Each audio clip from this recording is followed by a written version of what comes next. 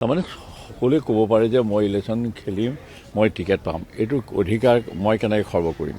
চবৰে নিজৰ নিজৰ এটা ইচ্ছা প্ৰকাশ কৰাৰ মিডিয়া আছে, বহুত ধৰণৰ সুবিধা আছে, প্ৰকাশ কৰক। তেওঁলোকে আশা কৰিছে টিকেট পোৱা নোপোৱাটো বিজেপিহে চিন্তা কৰিব, কাক দিব লাগে।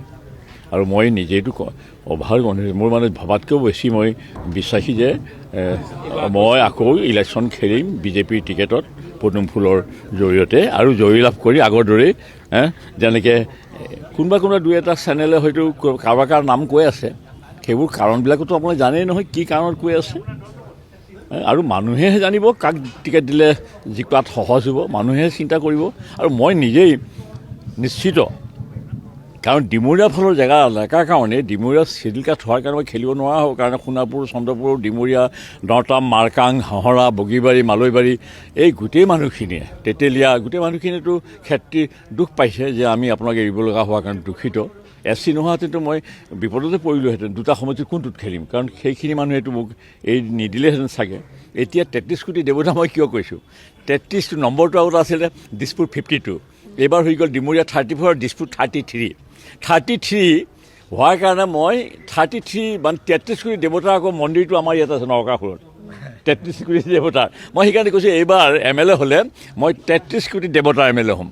সেইকাৰণে কৈছোঁ মানুহখিনিকে মই যেনিবা দেৱতাই বুলি কৰিছোঁ, মানে এটা স্বীকৃতি দিছোঁ যে তেওঁলোকেও দেৱতা, কাৰণ 33 কোটি দেৱতাৰ মন্দিৰটো অসমত ক'ত আছে মই নাজানো, কিন্তু নৰকাসুৰত আছে।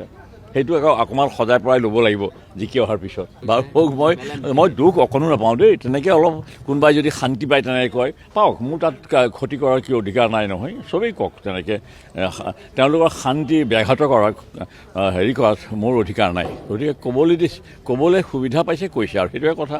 আৰু মই তেনেকৈ নকওঁ, কাৰণ মই দিছপুৰৰ 33 নং দিছপুৰৰ কেণ্ডিডেট, যিহেতু মই নিজে ভাবিছোঁ আৰু মই MLA হৈয়ে আছোঁ, আৰু MLA আকৌ হোৱাৰ বাবে মই খুব এটা সাংঘাতিক মানে কৰিব নালাগে, কৈ ফুৰিব নালাগে, সেইটো নিজেই মানে উৰি আহি চিলাৰ দৰে টিকেট মোৰ ওপৰতে পৰিব। জ্যেষ্ঠ আৰু কনিষ্ঠটো সদায় মানে ফিজিকেলি ফিটনেছৰ কথাটো আছে, মানসিকভাৱে শাৰীৰিকভাৱে।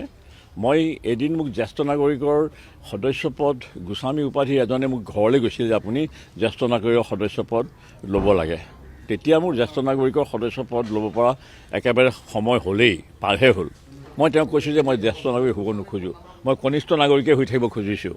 কাৰণ কিয়, সেইধৰণে মোৰ বডি ফিজিকেল ফিটনেছ আৰু মনৰ যিটো মন আৰু মগজু আৰু শৰীৰ চবকে সুৰক্ষা ভালকৈ ৰখাটোৱে যিহেতু মোৰ জীৱনৰ অন্য এটা ব্ৰত এটা। গতিকে মই ফটককৈ জ্যেষ্ঠ নাগৰিকৰ লিষ্টত মোৰ নামটো নোসোমাব, এইবুলিহে মই কৈছোঁ।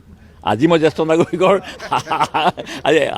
আজি মোক মাতিছে তেখেতসকলে, মই ভাল পাইছোঁ। ন' ডাউট মোৰ বয়সে মোক জ্যেষ্ঠ নাগৰিক হিচাপেই কৰিব, কিন্তু মই নিজে জ্যেষ্ঠ নাগৰিকৰ লিষ্টখনলৈ মোৰ নামটো সোমাব খোজা নাই। মই কনিষ্ঠ নাগৰিক হিচাপেই কাম কৰি যাম, আৰু কোনোবাই যদি জ্যেষ্ঠ নাগৰিক মোক কৈছে কওক, তাতো মই বেয়া নাপাওঁ, কাৰণ জ্যেষ্ঠ নাগৰিকৰ সন্মানটো অলপ বেছি কনিষ্ঠতকৈ। গতিকে সেই সন্মানখিনিও তেওঁলোকে দি আছে, দি থাকক, মই সেইখিনি গ্ৰহণ কৰিম।